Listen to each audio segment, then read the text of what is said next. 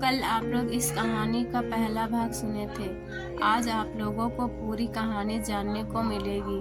उससे पहले आप लोग चैनल को सब्सक्राइब करना ना भूलें। मुदिता ने भाभी से कहा, क्या आपको कभी गुस्सा होकर घर छोड़ने का मन नहीं होता? खुशी खुशी कोई नहीं चाहता इस तरह की जिंदगी जीना। सच कहूँ तो कभी कभी मेरा मन भी खुशियों की तलाश में भटकने लगता है। दिल चाहता है सब कुछ छोड़ जिंदगी नए सिरे से शुरू करूं, पर क्या इतना आसान है सब कुछ? बिरले को ही जिंदगी ऐसे अवसर देता है, वरना जिंदगी तो हर कदम पर खुद ही एक चुनौती है। कहीं ना कहीं तो इस चुनौती को स्वीकारना ही पड़ता है। तुम्हारे भैया क्रोधी स्वभाव के हैं। परेशानियां उन्हें कभी कभी निर्मम भी बना देती है। फिर भी जब इस तरह का क्रोधी दबंग और सिर्फ अपना ही वर्चस्व स्थापित करने वाला व्यक्ति पति के रूप में मिल जाए तो उसका एकमात्र उपाय उसे छोड़कर भाग जाना या अपनी जिंदगी नए सिरे से शुरू करना नहीं होता है। मेरे हिसाब से ऐसे परिस्थिति में जीवन की इस चुनौती को स्वीकार करना और परिस्थितियों को अपने अनुकूल ढालने की कोशिश करना ही सही रास्ता है। वैसे भी पुरुष होते ही अहंवादी है। उनके दिल में स्वयं की अवधारणा इतनी व्यापक होती है कि पत्नी का स्वयं उसमें समा ही जाता है।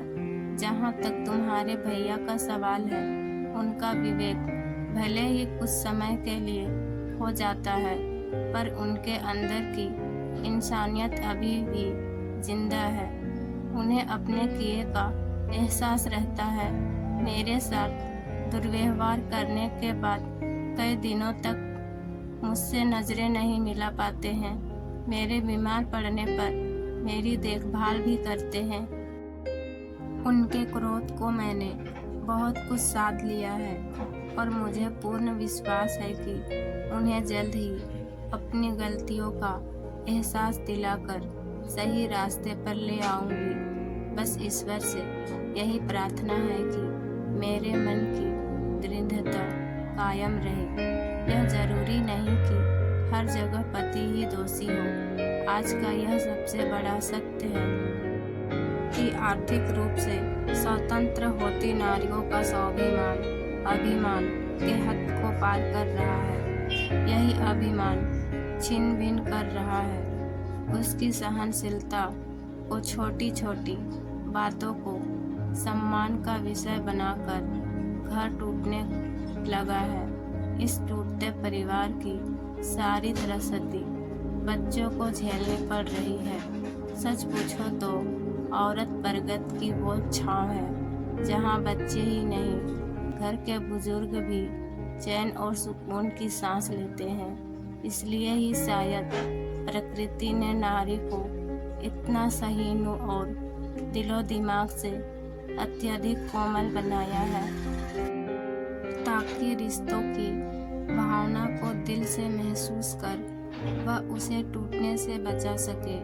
विपरीत परिस्थितियों में नारी अपने अंदर छुपी अत्यंत साहस और सहनशीलता से अपने घर का तिनका तिनका जोड़ से बिखेरने से बचा लेती है। कौन नहीं चाहता कि उसे सुंदर, समझदार और प्यार करने वाला जीवन साथी मिले, लेकिन जीवन में सब कुछ वही नहीं मिलता जैसा कि हम चाहते हैं। अगर अनचाहा मिले तो उसे अपने अनुरूप ढालने की कोशिश करना ही समझदारी है, ना कि सब कुछ छोड़कर भाग जाने में। कहाँ कहाँ और किन किन कठिनाइयों से हम भागते रहेंगे। मेरी मानो तो मुदिता, तुम अपने सारे मान अभिमान को भुला अपने ससुराल लौट जाओ।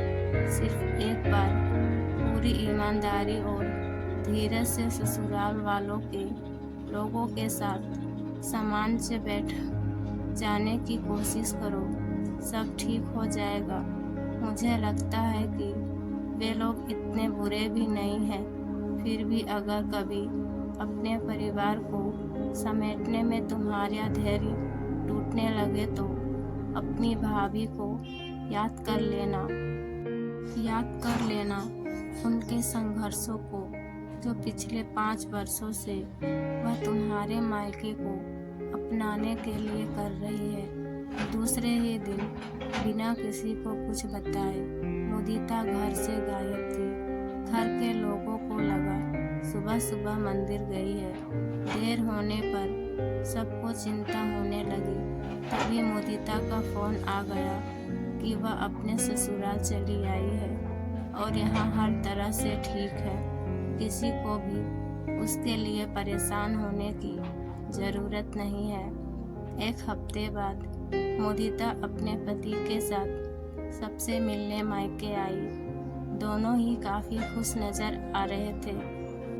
आते ही राहुल ने अपनी सास और सुधीर से माफ़ी मांगी और सीधे दोनों सुजाता के कमरे में आ गए। कमरे में आते ही मुदिता सुजाता से लिपट गई। भाभी, आपको किन शब्दों में धन्यवाद दूँ? आपने मेरा घर टूटने से बचा लिया। आप नहीं होती तो जिंदगी में ना जाने मैं कितने कष्ट झेलती, इसका मुझे खुद भी अंदाज़ा नहीं। खाने की टेबल पर मुदिता अपनी माँ से बोली, माँ, आज से आप मेरी कोई चिंता नहीं करेगी। मैं अपना घर अपने हिसाब से चलाऊंगी। अगर आपको किसी की चिंता करनी है तो भाभी की कीजिए, तभी इस घर में भी सच्ची शांति आएगी। अगर आप लोगों का व्यवहार सहते सहते कहीं भाभी टूट गई तो यह घर पूरी तरह उजड़ जाएगा। मेरी सास से तो आप आशा रखती है कि वह आपकी बेटी को अपनी बेटी समझे, आपकी बेटी के अधिकार को समझे, तो फिर इन्हीं सब बातों से आप भाभी को क्यों वंचित रखती है। भैया से भी मैं यही चाहूँगी कि जितनी नसीहतें आप राहुल को देते हैं वे सारी की सारी नसीहतें खुद आपको भी याद रखनी चाहिए। भाभी की सहनशीलता को आप लोग उनकी कमजोरी मत समझिए। रिश्तों को बचाने की जिम्मेदारी सिर्फ उन्हीं पर नहीं है। पत्नी एक बंधन मात्र नहीं होती, वो तो ईश्वर, समाज, कुटुंब और माता पिता के आशीर्वाद से पति और परिवार को जोड़कर रखने वाली होती है, जिसके मानसिक रूप से टूटते ही सब कुछ टूटकर बिखर जाता है। थोड़ी देर के लिए खाने के टेबल पर निःशब्द शांति छा गई, मानो सभी के अंदर विचारों का मंथन चल रहा हो। मुदिता के ससुराल जाते ही सुधीर सुजाता को डॉक्टर के पास ले जाने की जिद करने लगा। सुजाता के बार बार मना करने पर वह मानने को तैयार नहीं था। तभी शांति देवी बोली, अगर बहू डॉक्टर के पास नहीं जाना चाहती तो उसे कहीं दूसरी जगह घुमा ला। मैं आज खाना खुद ही बनाऊंगी और हाँ, सौम्या भी मेरे पास ही रहेगी। सुजाता को आज पहली बार लगा कि लोग ठीक ही कहते हैं। अगर पूरी लगन और निष्ठा से कोई काम को पूरा करने के लिए ठान ले तो जिंदगी ज़रूर उसे एक मौका देती है। अपने काम को पूरा करने के लिए बस ज़रूरत होती है थोड़े धैर्य की। और इसी के साथ कहानी समाप्त हो जाती है। अगर आप लोगों को कहानी पसंद आई हो तो मेरे चैनल को लाइक, शेयर और सब्सक्राइब कर दीजिए।